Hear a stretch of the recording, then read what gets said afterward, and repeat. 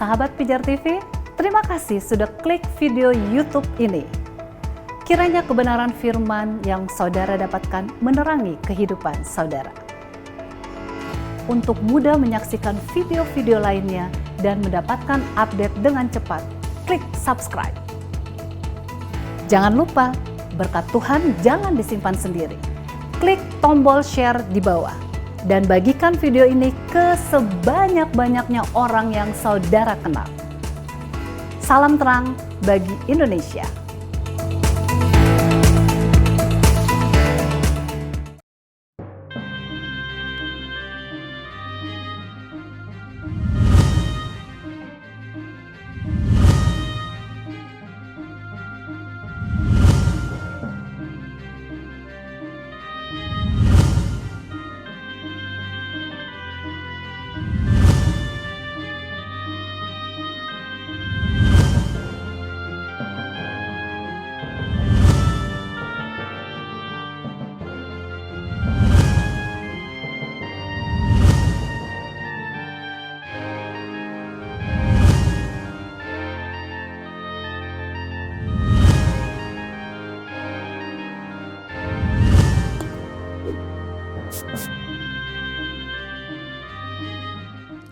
Selamat datang di program Buka Mata bersama Dr. Bambang Nursena.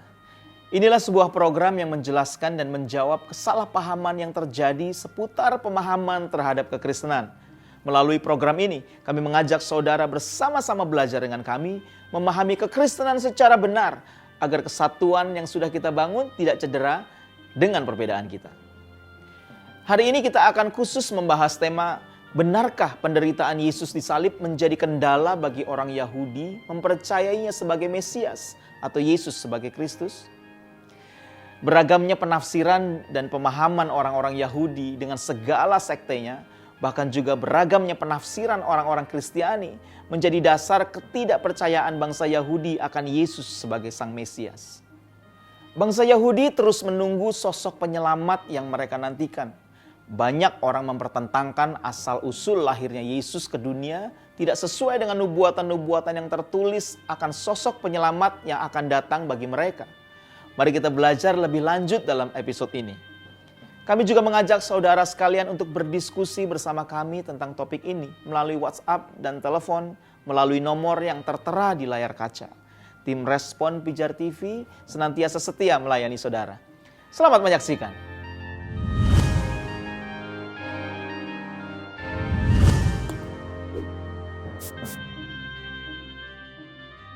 Shalom Aleichem Besem Hamashiach. Shalom. Selamat datang teman-teman semua di kajian kita kali ini bersama Baba Nur. Dan tema kita pada kajian kali ini tentang Mesias yang menderita. Benarkah ini menjadi kendala untuk Yahudi percaya kepada Kristus? Silakan, Mbah. Shalom Aleichem Besem Hamashiach. Jadi gambaran tentang Sang Mesias yang menderita itu sesungguhnya gambaran refleksi paling awal mengenai karya Kristus dalam gereja mula-mula. Dan secara khusus ungkapan itu menjadi semakin terang benderang berkaitan dengan penderitaan Kristus di kayu salib.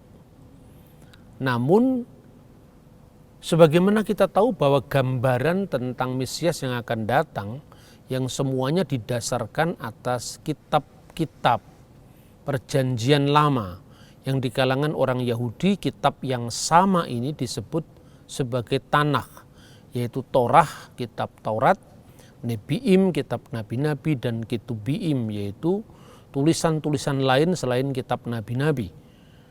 Semuanya itu dalam perspektif Yahudi maupun perspektif Kristiani berbicara tentang Mesias yang akan datang.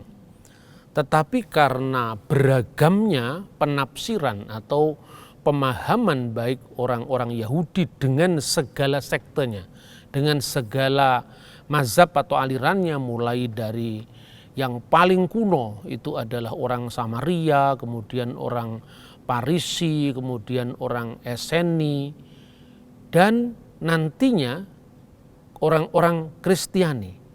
Maka beragamnya pemahaman Mesias tentang Mesias imam, Mesias raja, Mesias nabi, itu yang membuat bagaimana perjalanan pemikiran itu berkaitan dengan sejarah panjang bangsa Yahudi sendiri. Sehingga misalnya ketika bangsa Yahudi berada di dalam penindasan bangsa-bangsa lain, dan itu memang mewarnai sejarah bangsa Israel mulai mereka 400 tahun dalam perbudakan di tanah Mesir, kemudian Tuhan membebaskan dengan eksodusnya yang menjadi spirit atau roh dari semua perjalanan sejarah bangsa Israel. Kemudian sampai Israel memiliki sebuah negara, ya, di bawah Raja Saul, Daud, dan Salomo, di puncak kebesarannya, The Great Israel, Israel Raya. Kemudian mengalami perpecahan pasca Salomo menjadi kerajaan Israel dan kerajaan Yehuda.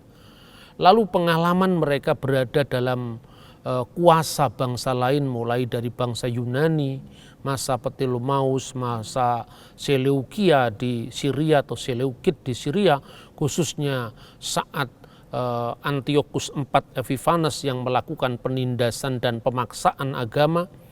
Itu menjadi pengalaman yang traumatik bagi bangsa Israel. Mereka sudah terlalu banyak menderita, kenapa harus menunggu Mesias yang menderita lagi? Mesias yang mereka gambarkan adalah Mesias raja, Mesias yang memenangkan peperangan melawan musuh-musuh mereka, orang Israel. Mereka pernah sangat berharap, ya, ketika Israel sudah berdiri sebagai sebuah kerajaan yang dikenal dengan kerajaan Wangsa Hasmonaim atau Wangsa Makabi, mulai dari tahun 164 sebelum Masehi sampai tahun 37 sebelum Masehi, menjadi negara merdeka, lalu kembali dijajah Roma. Ya, itulah saatnya Kristus kemudian dilahirkan. Saat-saat seperti itu menyimpan pengalaman traumatik tentang kisah penderitaan, kisah sebagai bangsa yang terjajah, bahkan kisah pengasingan demi pengasingan. Makanya setiap doa mereka mengingat Yerusalem, baik Yerusalem yang bait sucinya dihancurkan di masa Nebukadnezar, maupun nantinya ketika Yerusalem kemudian dihancurkan oleh Roma dan mereka terpencar-pencar di seluruh dunia.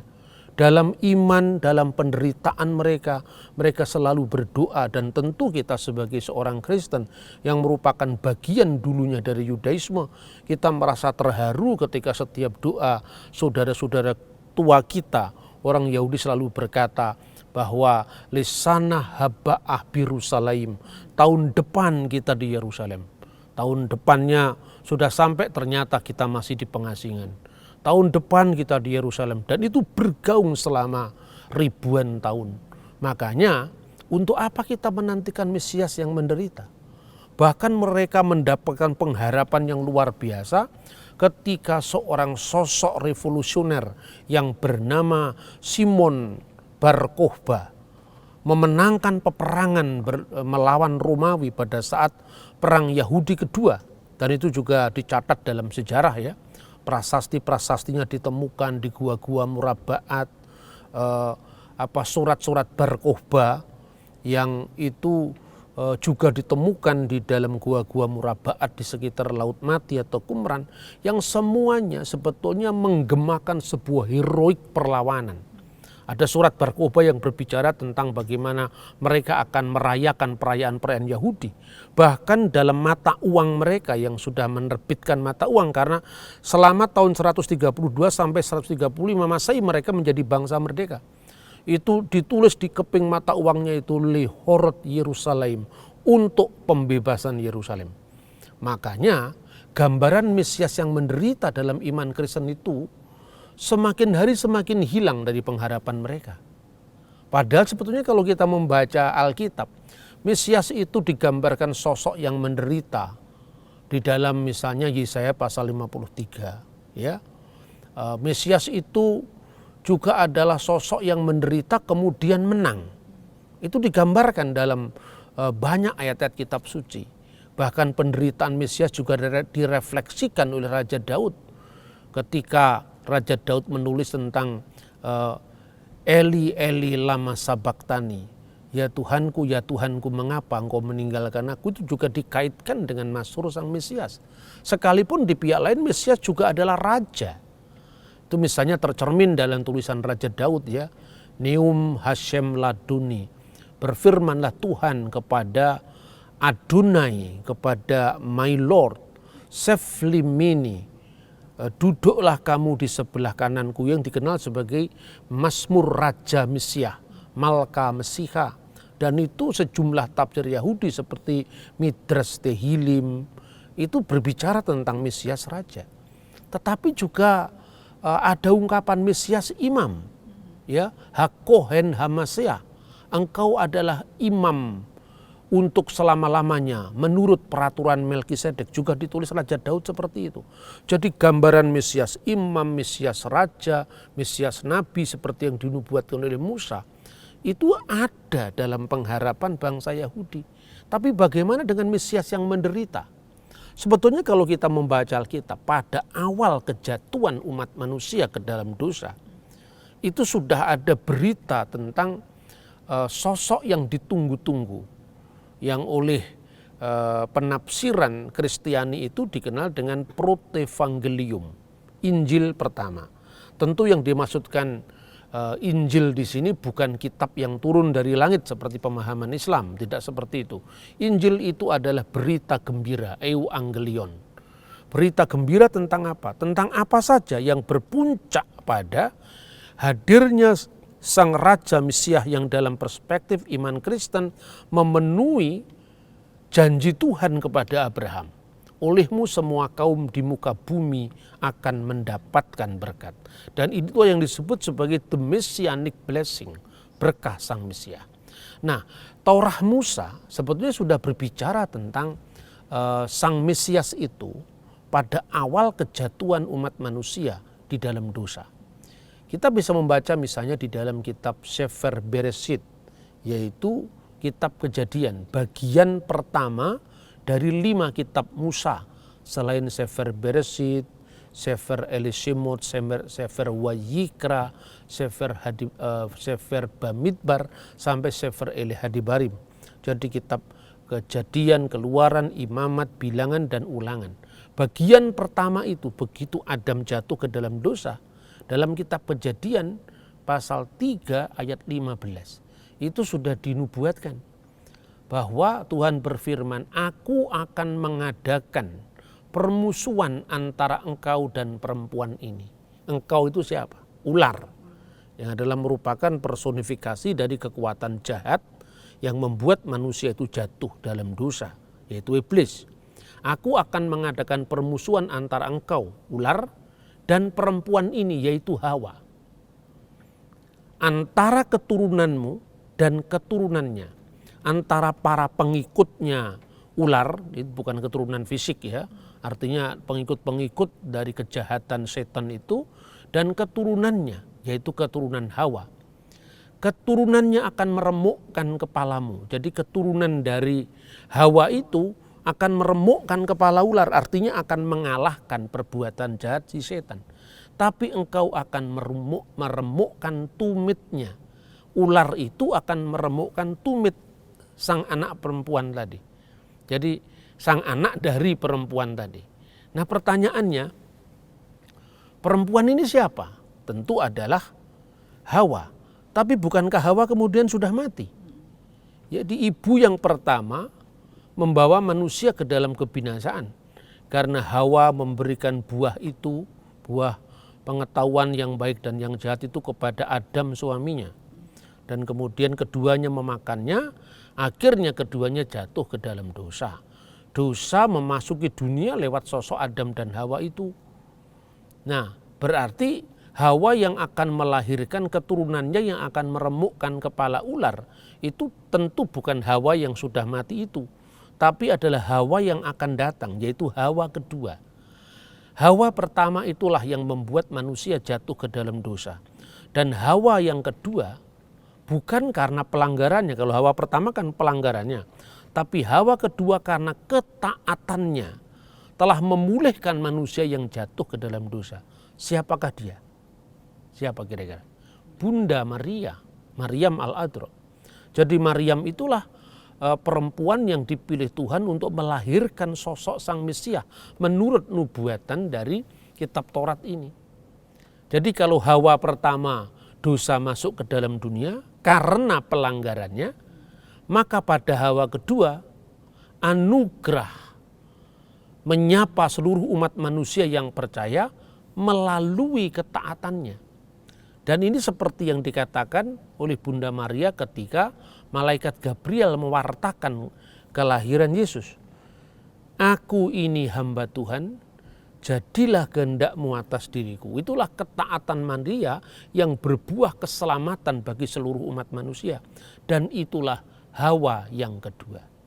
Nah, selanjutnya di dalam kitab suci, Sang Mesias itu dikaitkan dengan anak seorang perempuan yang di dalam bahasa Ibrani itu Isah. Isah itu artinya perempuan. Dan kemudian juga anak seorang perawan. Ya. Perawan itu Almah. Diterjemahkan dalam bahasa Yunani Parthenos. Jadi itu nubuat dari kitab Nabi Yesaya pasal 7 ayat 14. Banyak orang kemudian mempertentangkan ini. Apakah kenyataan bahwa misalnya Rasul Paulus menyebut bahwa ibu dari Yesus itu adalah seorang perempuan, gunaikos. Apakah itu Maria berarti tidak perawan? Apakah ini membatalkan Yesaya pasal 7 ayat 14? Tidak. Karena dua orang ini merujuk kepada sosok yang sama, yaitu Bunda Maria. Tetapi kitab Nabi Yesaya itu merujuk kepada kesucian Maria ketika Maria melahirkan Sang Kristus. Tentu sucinya Maria karena disucikan oleh Tuhan, bukan suci karena dirinya sendiri, ya kan? Tetapi keturunan oleh perempuan ini menekankan tentang apa? Peringatan atau memorial tentang kejatuhan manusia ke dalam dosa melalui Hawa yang pertama ini dan akan digenapi dengan perempuan yang kedua, yaitu adalah Maria. Jadi perannya di dalam melahirkan Mesias yang suci, yang tidak bercacat celah, itu ditekankan dengan Parthenos atau keperawanan Bunda Maria. Makanya kalau di gereja-gereja ortodok ya, itu dinyanyikan Kidung Maria yang begitu indah. Ya man hiya akram minas serabim warfa masdan bi ghairi qiyas minas serafim. Ya man hiya bi ghairi fasad waladat kalimatullah akun anaki walidatu lillahi yaki nu'adim akun anaki walidatu lillahi yaki nu'adim. Engkau yang tak bercacat celah yang melahirkan firman Allah. Ya. Sungguh engkau yang tak bercacat celah melahirkan firman Allah. Jadi itu menekankan nubuat Nabi Yesaya. Seorang perawan akan melahirkan seorang anak laki-laki dan namanya akan disebut Immanuel, yang artinya Allah beserta kita. Innallaha ma'ana dalam terjemahan bahasa Arab. Ini yang ditekankan dengan penekanan bahwa Bunda Maria itu benar-benar karena keperawanannya maka anak yang dilahirkan itu suci. Ini seperti yang dikatakan misalnya di dalam Injil Lukas pasal 1 ayat 42. Malaikat berkata, terpujilah engkau di antara semua perempuan, dan terpujilah buah rahimmu. Siapakah buah rahim Bunda Maria? Yesus Kristus. Jadi inilah yang ditekankan dalam nubuat Nabi Yesaya. Tetapi yang ditekankan dalam nubuatnya Nabi Musa, bahwa keturunan dari perempuan ini akan mengalahkan si ular. Ya, tetapi keturunanmu, si ular itu, engkau akan meremukkan tumit dari keturunan perempuan itu. Dan kapan itu terjadi? Ketika Yesus disalibkan. Dan inilah yang disebut penderitaan Sang Mesias. Maka Kristus seperti mengingatkan ketika dia disalibkan dan di bawah salib itu Kita bisa membaca di dalam Injil Yohanes pasal 19 ayat 25 sampai dengan ayat 27. Dan dekat salib Yesus berdiri ibunya dan saudara ibunya Maria istri Kleopas dan Maria Magdalena. Ketika Yesus melihat ibunya dan murid yang dikasihinya yang di sampingnya, menurut catatan gereja murid yang dikasih itu penulis Injil ini, yaitu Yohanes anak Zebedius. Ketika dia melihat ibunya dan melihat murid yang dikasihinya, ia berkata kepada ibunya, "Ibu, inilah anakmu." Kemudian berkata pada muridnya, "Inilah ibumu." Dan sejak saat itu murid itu menerima dia dalam rumahnya. Ya, apa yang ditekankan dalam teks ini? Kata yang diterjemahkan ibu itu ada dua. Yang pertama mater, menjadi bahasa Latin mater, ya, ibu. Mater itu ibu secara fisik. Jadi dekat salib Yesus berdiri maternya, yaitu maternya Yesus, ibunya yaitu Maria, dan saudara maternya, saudara ibunya, yaitu Maria istri Kleopas. Nah, dalam catatan sejarah gereja, Yusuf suami Maria itu memiliki adik namanya Kleopas, yang istrinya juga bernama Maria. Makanya Maria, saudara ibunya, itu adalah istri dari Kleopas, adiknya Santo Yusuf. Itu dalam sejarah Al-Qidis Yusuf dalam bahasa Arab, ya. Dan dari perkawinan dengan Yusuf, adiknya Yusuf dengan Maria itu, maka lahirlah yang disebut saudara-saudara Yesus. Itu catatan sejarah gereja kuno, bukan catatan orang modern, bukan tafsiran orang modern. Itu ada dalam catatan-catatan kuno, misalnya Santo Hieronymus dan banyak dari catatan abad sebelumnya. Nah, jadi artinya bicara tentang ini bukan berbicara tentang konflik Katolik Protestan, itu kan baru abad 16. Kita tidak bisa memotong sejarah gereja itu baru abad 16 kemudian sampai sekarang. Kita kan kehilangan 16 abad. Makanya selalu saya sampaikan dalam forum-forum baik kuliah maupun renungan maupun program-program yang lain, saya selalu mengatakan kita harus bebas dari trauma teologis masa lalu. Jangan memelihara konflik Katolik Protestan, asal beda dengan Katolik, seperti itu. Marilah kita berteologi tanpa memelihara dendam. Ya, jadi itu salahnya Bunda Maria itu apa? Kok orang anti sekali sama Bunda Maria, ya toh? Urusannya apa sebetulnya? Itu adalah tokoh sejarah yang dipilih Tuhan kok, ya toh? Artinya itu, makanya di gereja kuno itu sebenarnya ada dua aliran yang ekstrim, ya. Itu menurut catatan dari seorang bapak gereja sekaligus juga sejarawan, namanya adalah Epifanius dari Salamis. Dia mencatat bahwa waktu itu di sekitar wilayah Arab itu ada dua aliran yang ekstrim sekali tentang Bunda Maria. Yang pertama adalah aliran yang disebut anti-dikomarianisme. Anti-dikomarianisme itu pokoknya Maria tidak ada artinya lah pokoknya.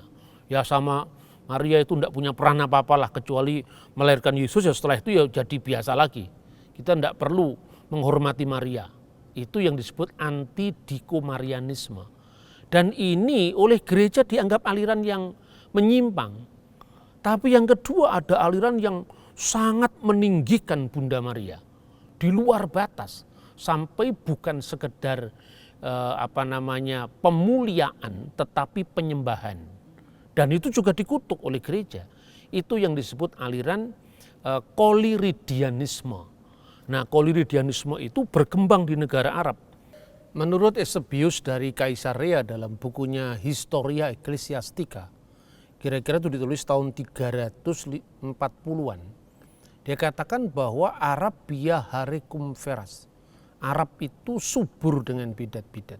Karena itu ini cocok dengan tulisan dari Epifanius dari Salamis tadi, bahwa di negara-negara Arab, di wilayah Arab itu berkembang bidat yang sangat meninggikan Maria di luar batas, sehingga Maria itu dipuja sebagai Tuhan selain Bapa dan Putra, dan Roh Kudus absen di situ. Maka kemungkinan besar inilah yang menjadi sasaran kritik Islam, seolah-olah ada orang-orang yang percaya bahwa Trinitas itu adalah Bapa, Ibu, dan Anak. Padahal itu bukan Tritunggal. Jadi ketika saudara-saudara Muslim mengatakan laqad kafara ladina qalu innallaha salisu salasya, sungguh telah kafir orang yang mengatakan bahwa Allah ketiga dari yang tiga, kita harus mengatakan amin. Memang benar tidak ada keyakinan Kristen yang mengatakan Allah itu adalah ketiga dari yang tiga. Dan ketiga dari yang tiga itu adalah Allah, Isa, dan ibunya. Maka dikatakan dalam Quran itu, Isa ditanya oleh Allah, a'anta qulta linnasi takhiduni wa ummiya ilahaini min dunillah. Apakah kamu berkata kepada manusia, jadikanlah saya dan ibu saya ilahaini menjadi dua ilah min dunillah di samping Allah. Nah, itulah perlunya kita berdialog teologis tadi ya. Jadi kembali kepada Yohanes pasal 15 ayat 25 sampai 27. Jadi Maria itu merupakan penggenapan dari janji Tuhan, munculnya Hawa yang kedua yang akan melahirkan anak yang akan membinasakan pekerjaan iblis. Maka dekat salib Yesus berdiri ibunya dan saudara ibunya, Maria istri Kleopas dan Maria Magdalena. Ketika Yesus melihat ibunya, artinya melihat meter ibu secara fisik, dan murid yang dikasihinya di sampingnya, berkatalah Yesus kepada ibunya secara fisik tadi, meternya tadi. Dikatakan apa? Di sini tidak digunakan kata meter lagi, tapi digunakan kata gunai, inilah anakmu. Jadi gunai itu adalah terjemahan dari bahasa Ibrani Isah. Dan sejak munculnya terjemahan kitab suci dalam bahasa Yunani yang disebut Septuaginta, maka kata Isah perempuan dalam Kejadian pasal 3:15 itu diterjemahkan gunaikos. Jadi gunaikos itu artinya perempuan sebetulnya, tapi perempuan dalam konteks nubuat ini.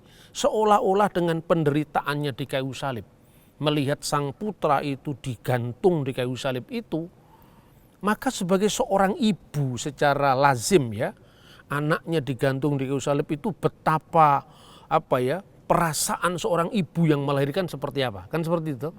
Tapi disitulah di tengah-tengah Bunda Maria, ya istilahnya sebilah pedang akan menembus jiwamu sendiri, seperti pernah dinubuatkan untuk Bunda Maria. Inilah yang terjadi. Tapi Yesus seolah-olah memberikan penghiburan. Kamu bukan lagi meter dalam pengertian ibuku yang melahirkan aku yang biasa. Tapi peranmu sekarang ini mengingatkan apa yang Tuhan janjikan kepada Adam dan Hawa nenek moyang manusia. Engkau sekarang berperan jadi gunaikos. Jadi sang perempuan yang melahirkan aku, yaitu sang anak perempuan. Maksudnya sang Mesias itu. Maka Yesus mencoba menghibur ibunya yang secara manusiawi itu berduka. Yesus menekankan engkau sekarang adalah seorang gunaikos, seorang Isah yang dinubuatkan oleh Nabi Musa, bahwa ketika anak dari sang perempuan ini lahir, dia akan meremukkan kepala ular, dan itu lewat kayu salib. Dan kemudian berkata ia kepada muridnya, inilah ibumu. Dia tidak lagi mengatakan inilah gunai kamu, tapi inilah metermu. Karena setinggi apapun Maria, dia tetap manusia biasa. Dia menjadi mulia, dimuliakan karena Allah semata, karena Kristus sang putra. Dan sejak saat itu murid itu menerima dia di rumahnya. Di dalam sejarah gereja memang akhirnya Bunda Maria itu mengikuti perjalanan Rasul Yohanes ke Efesus. Ya. Nah, kemudian kita tidak usah mempertentangkan fakta kelahiran kelahiran Yesus dari seorang perawan Maria dengan misalnya Galatia pasal 4 ayat 4. Setelah genap waktunya, Allah telah mengutus anaknya yang lahir dari seorang gunaikos, dari seorang perempuan, dan taat kepada hukum Taurat. Jadi tekanannya di sini apa? Taat kepada hukum Taurat dan perempuan. Galatia pasal 4 ayat 4 tidak bicara tentang penggenapan nubuat Nabi Yesaya pasal 7 ayat 14. Seorang perawan akan melahirkan. Tetapi Galatia pasal 4 ayat 4 berbicara penggenapan dari Kejadian pasal 3 ayat 15. Inilah konsep Mesias yang menderita dalam iman Kristen. Nah, karena penderitaan itu kan tidak selamanya. Pada hari ketiga dia telah bangkit dari antara orang mati dan naik ke surga. Artinya Yesus kini dimuliakan. Dia tidak mati selama-lamanya. Dia hanya 3 hari menjalani maut itu dan kemudian dia bangkit dalam kemuliaannya. Dan dia akan datang kembali untuk menjemput kita semua adalah orang-orang tebusannya. Saya kira itu jadi konsep manusia, Mesias yang menderita di dalam interpretasi bapak-bapak gereja, dan saya kira itu adalah kebenaran dari iman Kristen itu sendiri. Iya, terima kasih banyak Bah untuk pemaparannya yang membuat kita semakin paham tentang siapa Mesias yang menderita itu. Jadi kalau teman-teman ada yang mau ditanyakan, silahkan dipertanyakan kepada Baba. Mau tanya Bah, Ya, silakan. begini, kalau salib itu sebagai pangkal keselamatan kita Bah, bagaimana cara kita memaknai dalam kitab Galatia pasal 3 ayat 12, berbunyi, terkutuklah orang yang tergantung Di kayu salib. di kayu salib, itu Bah. Iya, memang kita harus melihat Alkitab itu dari konteksnya ya. Sebab kalau di dalam tulisan-tulisan polemik itu sering kemudian dipertentangkan, bahwa berarti Yesus terkutuk dong. Masa kita mengikuti orang yang terkutuk di kayu salib? Lah itu konteksnya apa dulu? Maka sebetulnya itu kalau dibaca harus lengkap Galatia pasal 3 ya. Mulai dibacanya dari ayat ke-8 saya kira. Dan kitab suci yang sebelumnya mengetahui bahwa Allah membenarkan orang-orang bukan Yahudi oleh karena iman, telah terlebih dahulu memberitakan Injil kepada Abraham. Maksudnya memberitakan kabar baik ya, bukan Injil dalam artian kitab yang turun tadi, bukan. Memberitakan kabar baik, olehmu segala bangsa akan diberkati. Lalu mereka yang hidup dari iman, merekalah yang diberkati bersama-sama dengan Abraham yang beriman. Sebab ketika Abraham itu dipanggil, olehmu semua kaum di muka bumi akan mendapatkan berkat. Tuhan menyuruh Abraham keluar dari Ur Kasdim, dari tempat kelahirannya, dari rumah ayahnya ke suatu negeri yang akan kutunjukkan kepadamu. Abraham belum tahu alamat negeri yang ditunjukkan itu. Tapi karena Abraham bertindak karena imannya, maka dia berangkat tanpa hitung-hitungan dengan Tuhan. Dia berangkat dengan iman. Dengan itulah Abraham dibenarkan. Lalu ayat selanjutnya, karena semua orang yang hidup dari pekerjaan hukum Taurat berada di bawah kutuk.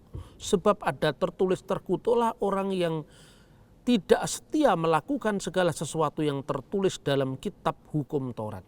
Dan ini merupakan kutipan dari Ulangan pasal 27 ayat 26. Bahwa kamu harus melakukan ini, kamu harus melakukan ini. Dan terkutuklah orang yang tidak setia melakukan ini. Melakukan hukum Tuhan tadi. Pertanyaannya, apakah semua orang mampu melakukan hukum Tuhan itu? Berarti sesuai dengan bunyi kitab Ulangan pasal 27 ayat 26, orang-orang ini terkutuk. Itulah yang disebut kutuk hukum Taurat, bukan hukum Taurat mengutuk, tidak. Tapi akibat orang-orang yang tidak setia melakukan Taurat, Taurat sendiri mengatakan orang ini terkutuk. Lalu ya kita lanjutkan. Dan bahwa tidak ada orang yang dibenarkan di hadapan Allah karena melakukan hukum Taurat adalah jelas karena orang yang benar akan hidup oleh iman. Kenyataannya kita tidak bisa melakukan perbuatan baik karena kekuatan kita sendiri. Ya, kita diselamatkan karena bukan sekedar perbuatan baik, tetapi karena iman yang berbuah perbuatan baik, kan begitu kan? Kemudian dikatakan jelas di sana bahwa karena orang yang benar akan hidup oleh iman, tetapi dasar hukum Taurat bukanlah iman, melainkan siapa yang melakukannya akan hidup karenanya. Jadi karena perbuatan baik. Itu juga tidak perlu dipertentangkan. Seperti misalnya hukum Indonesia, KUHP untuk hukum pidana misalnya ya, KUH Perdata itu adalah Burgerlijk Wetboek. Di situ kan ada aturan yang mendakwa. Siapa yang memenuhi unsur-unsur pasal ini melakukan tindak pidana namanya doodslag atau pembunuhan. Hukum undang-undang atau hukum positif tidak memuat apapun kecuali aturan. Jadi kalau kamu melanggar ya kamu harus dihukum. Nah, menjadi anugerah apabila ada keringanan dari pemberi putusan. Itulah yang disebut anugerah. Tapi secara yuridis ketika orang melanggar hukum Taurat, ya sesuai dengan ungkapan Taurat dia sendiri terkutuk. Kristus itulah anugerah yang datang. Dia menggantikan itu karena kasih-Nya. Padahal kita lanjutkan, Kristus telah menebus kita dan dari kutuk hukum Taurat. Artinya terkutuklah orang yang tidak melakukan hukum Taurat. Berarti yang tidak melakukan semua terkutuk. Kristus telah menggantinya, telah menebus kita dari kutuk hukum Taurat. Dengan jalan menjadi kutuk karena kita. Dia menggantikan itu bagi kita. Ya kan? Makanya terus dikatakan, sebab ada tertulis terkutuklah orang yang digantung pada kayu salib. Ini merupakan kutipan bebas dari kitab suci juga, yang artinya bahwa ketika orang misalnya ya dihukum mati itu kan karena akibat dia melanggar hukum Tuhan waktu itu kan. Nah, kemudian mayatnya tidak boleh digantung karena mayat yang digantung itu terkutuk. Jadi seperti itulah Kristus menggantikan pelanggaran kita. Seperti itulah Kristus menebus pelanggaran kita dengan Dia yang menggantikannya. Nah, orang bertanya, adil apa enggak ya? Wong Kristus tidak berdosa kok Dia menebus orang yang berdosa. Nah, pertanyaannya juga dikembalikan, adil apa enggak? Wong Adam yang berbuat dosa kok kita disuruh menanggung. Yang ditanggung apanya kan bukan dosanya yang dibebankan, tapi akibat dosa itu yang dibebankan Adam, yaitu dosa asal, bukan dosa yang diwariskan, tidak. Tapi perbuatan Adam itu yang membuat kematian. Siapa yang bisa menolak kematian? Siapa yang bisa menolak kelapukan usia tua? Itu adalah akibat dari dosa Adam. Nah, seperti itu kira-kira. Jadi bukan berarti Yesus terkutuk ya, seperti tulisan polemik itu. Bukan seperti itu ya. Iya, Mbak, ada tadi dijelaskan sama Baba di awal tentang Kejadian 3 ayat 15 yang di sana adalah nubuatan pertama tentang Mesias yang menderita. Di mana di sana tertulis nubuatan tentang Mesias yang menderita, nubuatan pertama tentang Mesias yang menderita. Lalu bagaimana rabi-rabi Yahudi sendiri memahami ayat ini, Mbah? Iya, begini. Sekalipun akhirnya pengharapan mesianis Yahudi rabbinik itu menolak konsep tentang penderitaan Mesias ini, tetapi sebetulnya jejak-jejak historis tafsiran itu masih ada. Misalnya kalau kita membaca Targum. Targum itu adalah terjemahan kitab Taurat maupun kitab nabi-nabi ke dalam bahasa Aramaik, karena bahasa yang dipakai setelah pembuangan dari Babel itu bahasa Aram ya. Nah, contohnya ini adalah kitab Taurat dengan tafsiran, bukan tafsiran ya, terjemahan dinamis lah. Kalau bahasa Inggris sekarang itu seperti Today English Version seperti itu ya. Jadi terjemahan dinamis. Ini contohnya. Jadi terjemahan yang mengandung pemaknaan atau tafsiran ya. Misalnya ini teks aslinya yaitu teks Taurat dalam bahasa Ibrani. Ini adalah Targum Onkelos, Targum Yerusalem. Nah, Targum itu yang di sini. Ini lengkap ya. Jadi Targum itu menafsirkan teks ini, yaitu Targum Neofiti. Targum itu menafsirkan Bereshit pasal 3 ayat 15, diterjemahkan secara dinamis begini. Aku akan mengadakan permusuhan antara engkau dan perempuan ini, antara benih keturunanmu dan benih keturunannya. Dan akan terjadi pada saat keturunan mereka memelihara Taurat, mereka akan diremukkan kepalamu. Jadi apabila keturunan perempuan itu memelihara Taurat, maka kepala ular akan diremukkan. Tetapi ketika keturunannya meninggalkan hukum Taurat, maka kamu akan meremukkan tumitnya. Namun akan ada kesembuhan untuk mereka. Sebaliknya tidak ada kesembuhan untuk setan, untuk pengikut setan. Ada kesembuhan untuk sang keturunan perempuan ini atau orang-orang yang menjadi keturunan Hawa tadi. Dan mereka ditentukan mendapatkan damai pada zaman sang Mesias. Biyumi malka Mesiha dalam bahasa Arab. Pada hari-hari sang Mesias, pada zaman sang Mesias. Jadi ada di sini konsep tentang bukan Mesias yang menderita secara eksplisit tidak.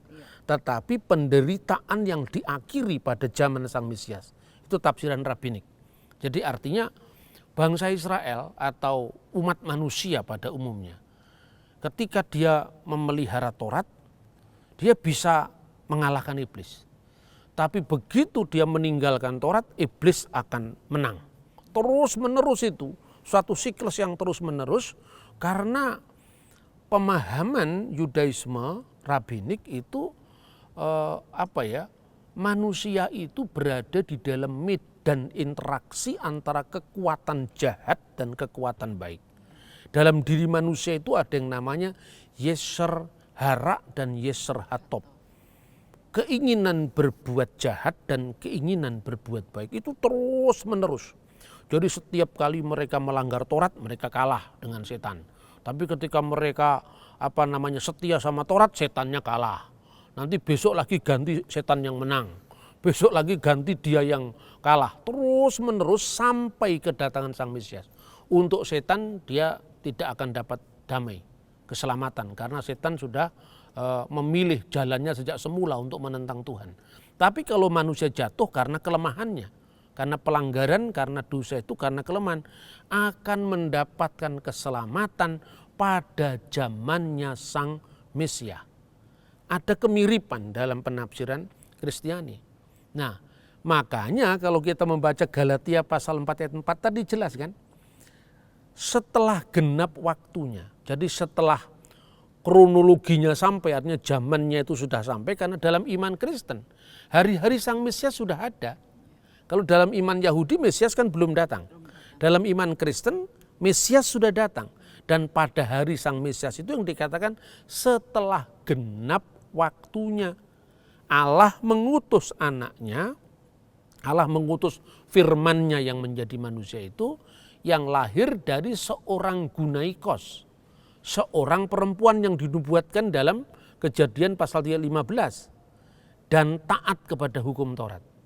Karena ketaatan pada hukum Taurat itu yang di dalam Yudaisme itu bisa mengalahkan setan. Tetapi saat kan jatuh lagi. Suatu saat jatuh lagi. Suatu saat jatuh lagi. Dan terus menerus dalam medan pertarungan antara kehendak baik dan kehendak jahat. Begitu Mesias datang, Mesias menggantikan untuk menebus mereka. Makanya akan mendapatkan damai bimalka Mesiha pada hari-hari sang Raja Mesias. Ya, biyumi malka Mesiha pada hari-hari sang Mesias. Nah, kira-kira seperti itu. Jadi jejak penafsiran itu tetap ada di dalam Yudaisme. Ya, saya kira itu. Ya, makasih. Ada lagi yang mau bertanya? Saya. Iya, silakan. Apa istilah pada zaman Sang Mesias dipahami sebagai Sang Mesias yang menderita atau bangsa Israel yang menderita? Oh iya. Jadi kalau dalam tafsiran Targum tadi, ya bukan Mesiasnya yang menderita, tapi bangsa Israel yang menderita karena melanggar Taurat tadi. Makanya ketika melanggar Taurat kan dia kalah sama setan. Begitu dia setia pada Taurat, setannya menang lagi. Itu siklus yang terus menerus tidak putus-putus sampai kemudian zaman Mesias datang. Nah, di dalam pengharapan mesianik Yahudi, karena akhirnya kan menolak konsep penderitaan Mesias tadi, bukan Mesias yang menderita. Yang menderita itu bangsa Israel sendiri. Itu pertanyaan yang bagus sekali ya. Iya. Jadi artinya menegaskan konsep Yahudi sekarang bagaimana dibandingkan dengan konsep Kristen yang tentu saja juga mendapatkan dukungan historis daripada orang-orang Yahudi kuno sebelumnya. Ya, saya kira itu. Ya. Ada lagi? Saya, bagaimana dengan Yesaya 53 tentang hamba-hamba Tuhan yang menderita? Apakah ayat itu ditafsirkan oleh orang Yahudi sebagai Mesias? Oke, jadi istilah hamba-hamba Tuhan itu tafsiran Yahudi sebetulnya. Kalau di dalam teks aslinya sebetulnya hambaku, ya, hambaku itu satu orang berarti. Nah, karena penolakan Yudaisme terhadap konsep Mesias yang menderita, makanya kemudian itu dipahami sebagai hamba-hamba. Tapi begini ya, menariknya antara Yahudi dan Kristen, itu kan teksnya masih sama. Kalau kita membaca ya misalnya penemuan The Dead Sea Scroll, penemuan Laut Mati, itu kita memiliki kitab Nabi Yesaya yang usianya lebih dari 2000 tahun. Dan Paus Yohanes Paulus II pernah mengunjungi tempat itu. Presiden Amerika ya pernah mengunjungi tempat itu. Karena apa? Itu kitab sucinya Yahudi sekaligus kitab sucinya Kristen. Jadi sekalipun kita berbeda di dalam penafsiran, tetapi teksnya itu adalah satu. Karena itu yang kita sebut perjanjian lama Kristen ini sama dengan kitabnya Yahudi tanah, kecuali perjanjian baru. Karena orang Yahudi belum percaya kedatangan Mesias, maka dia tentu tidak percaya dengan perjanjian baru. Nah, di dalam kitab Nabi Yesaya itu jelas, misalnya ya kita baca di dalam Yesaya pasal 52. Itu yang mengawali Yesaya 53. Jadi deskripsi lebih lengkap itu di dalam Yesaya pasal 53 yang oleh lembaga Alkitab juga diberikan judul hamba Tuhan yang menderita.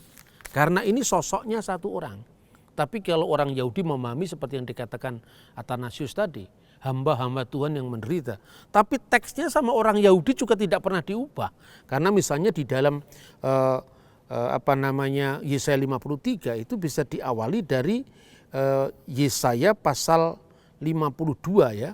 Di situ dikatakan bahwa hambaku akan berhasil di situ. Artinya hambaku yang akan berhasil itu tunggal, hambaku. Dan hambaku itu apa? Seorang. Jadi kalau orang Yahudi kan memahami itu sebagai apa ya? Sebagai sosok, bukan Mesias pribadi seperti pemahaman Kristen sekarang.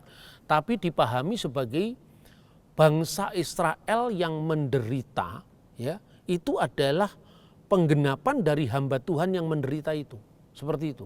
Tapi kita ada bukti misalnya dari Targum. Ini Targum Yonatan ya. The Bible in Aramaic, Targum Yonatan. Ini second edition. Penerbitan dari E.J. Brill, Leiden, New York tahun 1992. Ini adalah teks Targum Yonatan. Targum itu tadi di Aramaic translation of the Old Testament ini. Di sini kata hambaku akan berhasil diterjemahkan dengan abdi Mesiha yang berhasil. Abdi Mesiha itu hambaku sang Mesia. Ini Targum Yahudi. Jadi artinya Targum Yonatan itu ditulis abad berapa ini? Jauh sebelum misalnya tulisan Rabi Rasi, Rabi Rambam dari abad pertengahan.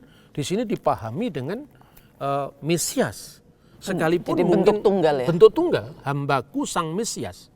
Jadi abdi hambaku, Mesiha. Mesiha itu kalau bahasa Aram, bahasa Ibrani Hamasiah. Ya.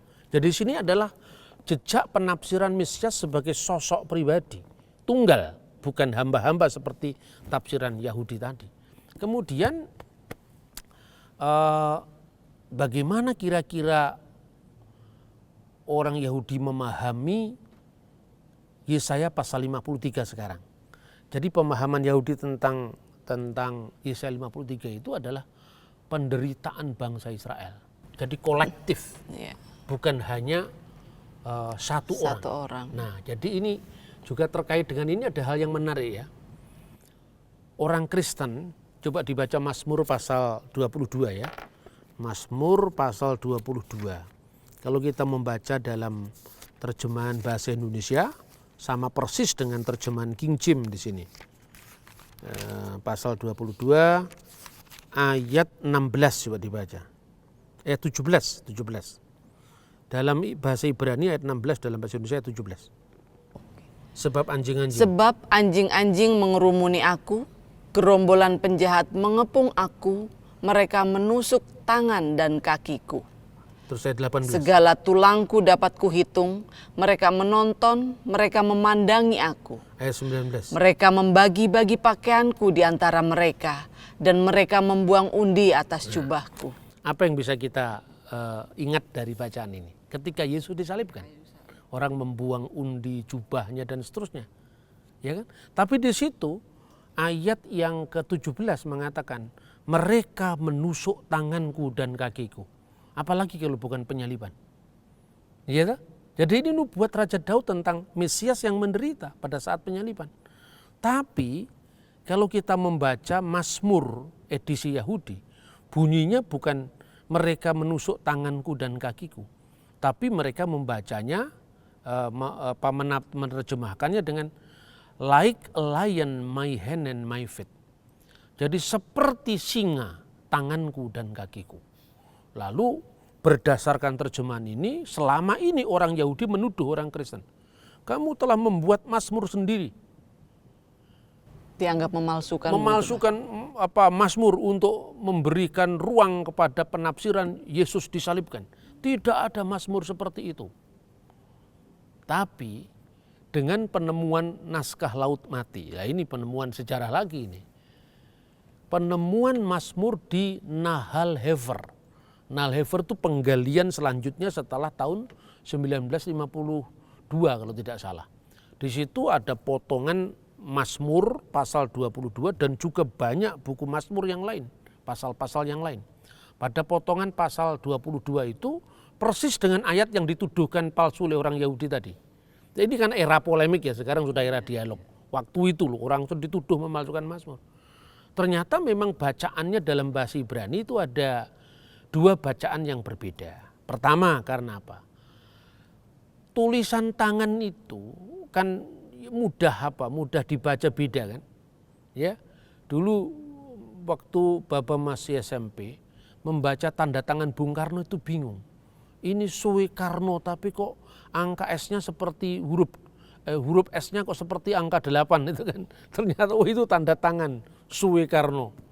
Begitu mudahnya sekarang tulisan tangan itu dibaca berbeda. Dan naskah Alkitab itu karena usianya ribuan tahun tidak pernah dibakar yang berbeda. Tidak pernah dibiarkan supaya orang menguji mana kira-kira di antara banyak salinan yang kuno-kuno itu yang dibuktikan memiliki tradisi yang paling tua dalam salinan dan itu mana yang benar untuk menguji apa yang dinamakan otentisitas teks tadi. Nah, di dalam perbedaan seperti ini, maka kalau kita membaca misalnya edisi Kritikus Apparatus, jadi luar biasa loh.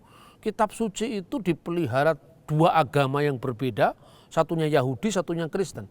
Tapi kalau kita membaca namanya Biblia Hebraica Stuttgartensia, itu edisi kritis yang dibuat oleh orang Kristen. Itu naskahnya, Textus Receptus, teks resminya, ya teks Ibrani orang Yahudi punya, Masoretik. Dan di dalam teks Masoretik itu ada perbedaan. Sebagian besar naskah, teks Masoretik itu abad 10. Jadi tahun 1000-an gitu, setelah Masehi. Itu berbunyi Kari Yadai Weriglai. Kari itu seperti ari, seperti singa. Siapa yang namanya Ari berarti singa itu? Ariel itu artinya singa ya.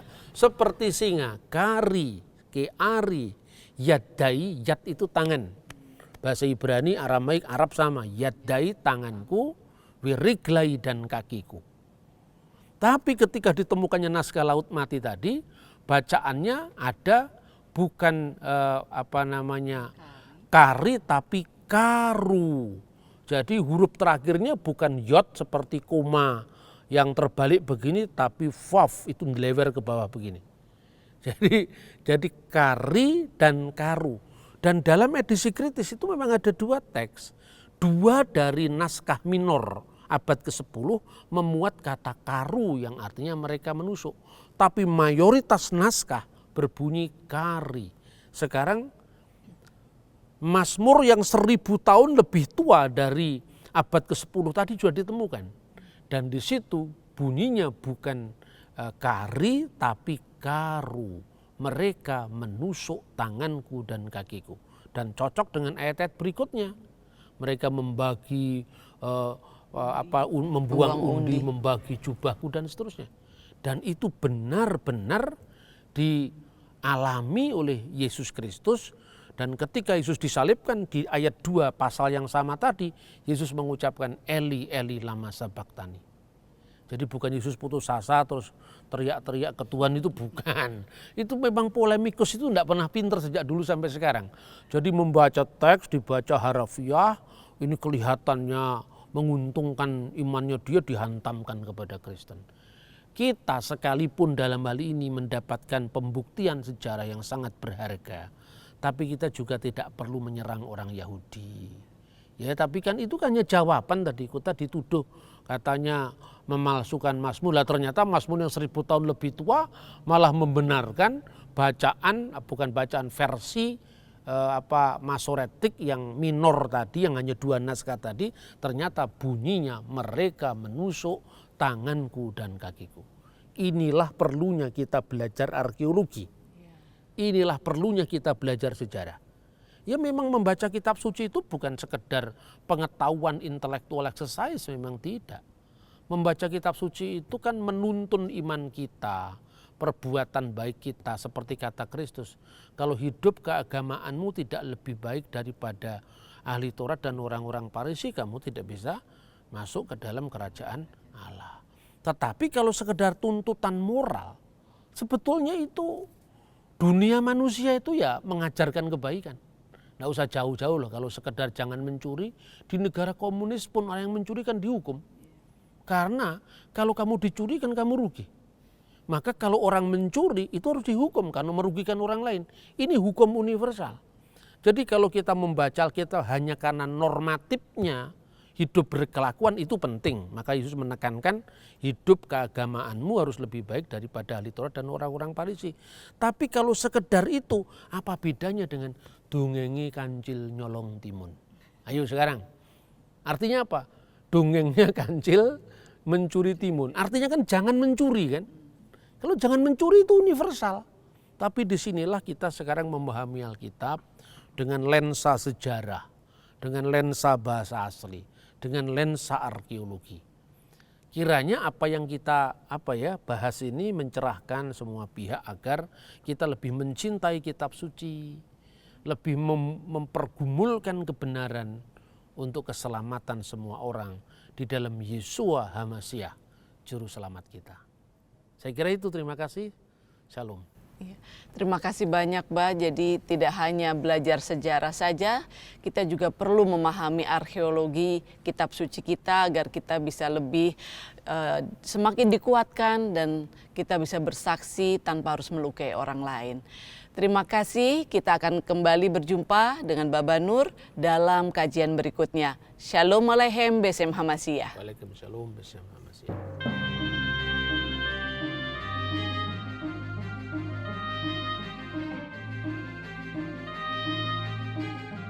Terima kasih saudara sudah menyaksikan program Buka Mata bersama Dr. Bambang Nursena. Kiranya pembahasan di dalam program ini membantu kita memahami kekristenan dengan dasar sejarah yang benar. Produksi program ini didanai oleh donasi saudara kepada Pijar TV yang memampukan kami menyiarkan program ini ke seluruh pelosok Indonesia. Bagi saudara yang ingin ikut berpartisipasi dalam mendanai kelangsungan program ini, silakan mengirimkan ke nomor rekening yang tertera pada layar kaca. Dan bagi saudara sekalian yang ingin berdiskusi bersama kami tentang topik ini melalui WhatsApp dan telepon, silakan hubungi kami melalui nomor yang tertera di layar kaca. Tim Respon Pijar TV senantiasa setia melayani saudara.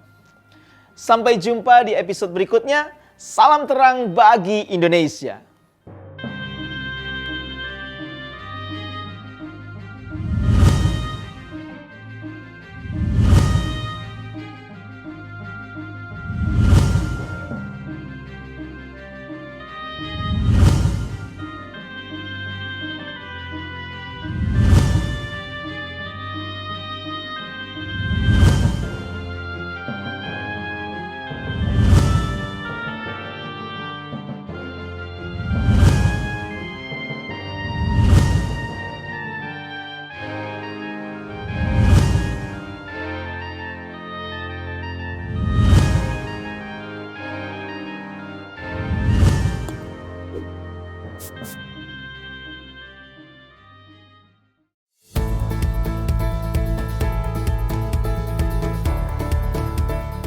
Sahabat Pijar TV, terima kasih sudah menjadi pemirsa setia program-program Pijar TV. Kami sungguh rindu agar saudara bukan saja diberkati dengan menyaksikan program-program ini, tetapi juga dapat berinteraksi dengan kami untuk berdiskusi dan bahkan didoakan melalui WhatsApp dan telepon yang tertera di layar kaca ini. Hubungi kami sekarang juga melalui WhatsApp. Tim Respon Pijar TV siap untuk melayani saudara. Salam terang bagi Indonesia.